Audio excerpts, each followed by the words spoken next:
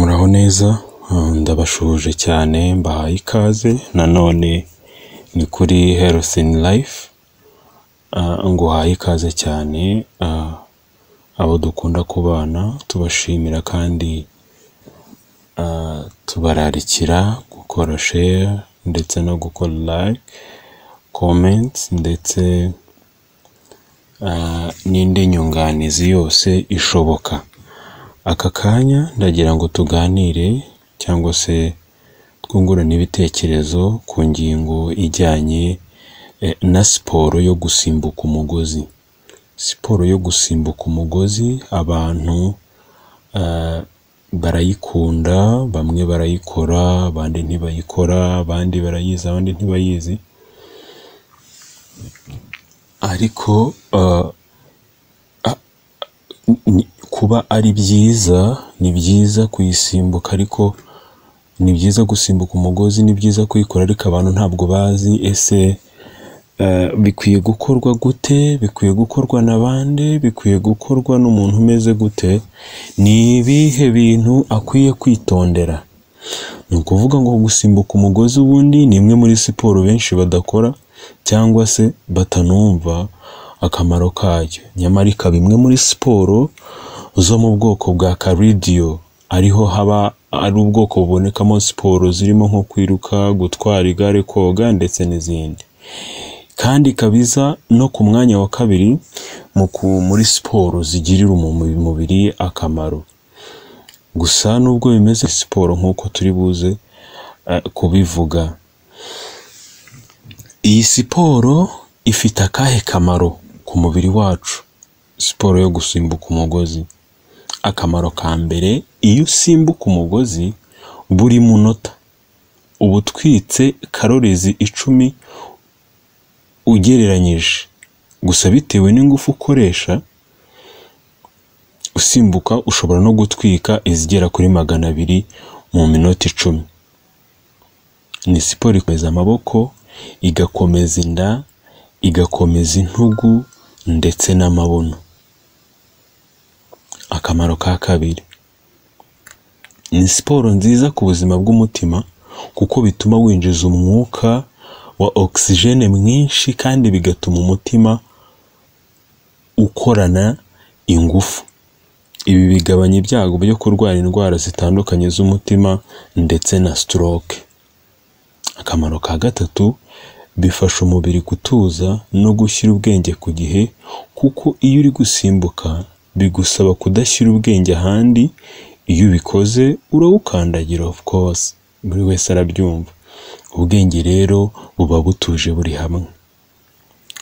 Akamaro ka kane, ni siporo nziza igufasha kongera ingufu no guhuza imikorere y'ingingo z'umubiri, aho amaboko, amaguru, ubwonko n'amaso biba biri gukora neza byose bihurije hamwe.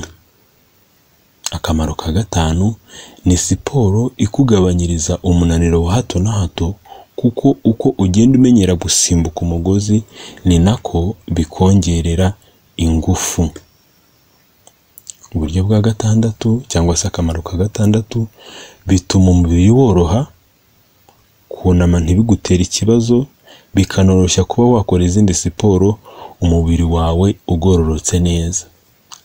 Akamaro ka karindwi, ni umwe mu miti irwanya stress, depression n'agahinda gasaze, kandi bituma amaraso atembera ahagije mu bwonko, bikabufasha gukora neza. Uburyo bwa munani, ni imwe muri siporo zizagufasha kugabanya inda. Benshi mu bifuza kugabanya ibiro bagorwa no kugabanya inda, rero gusimbuka umugozi ni siporo izabigufashamo kandi inda ikaba inakomeye idatetema. Uburyo bwa 9, ni siporo nziza mu gukomeza amagufwa, bikayarinda indwara zinyuranye zigenda ziyibasira.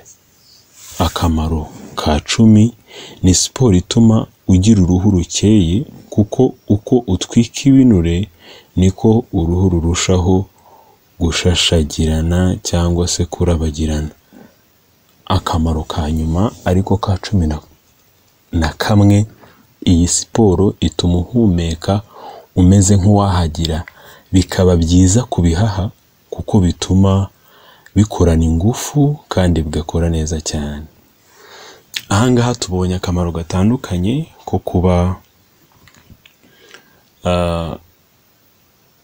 wasimbuka umugozi cyangwa se wakora iyi siporo.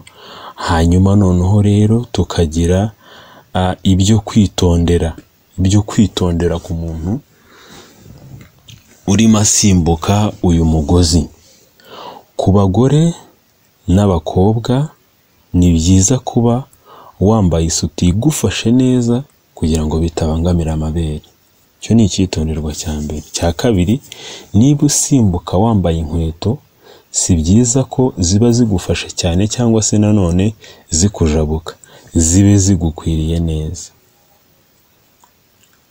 Icyo ni icyitonderwa cya kabiri.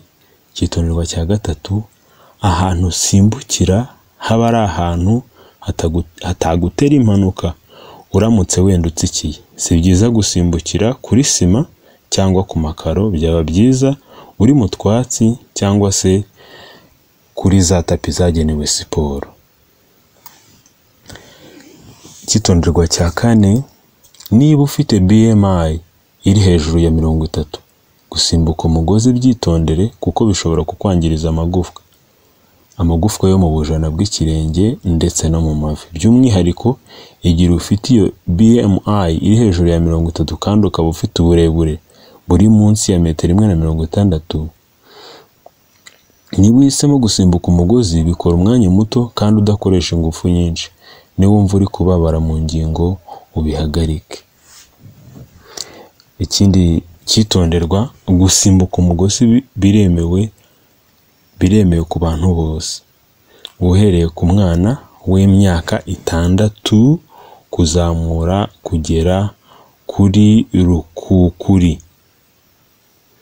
Icyitonderwa cya nyuma, biba byiza gusimbuka umugozi nimugoroba kurenza mu gitondo kuko nimugoroba nibwo amaraso aba ashyushye neza, kandi mbere yo gusimbuka byaba byiza ubanze kwishyushya byibuze nk'iminota 5, ukabanza ugashyushya amaraso, ukayateguza yuko hari siporo runaka ugiye gukora.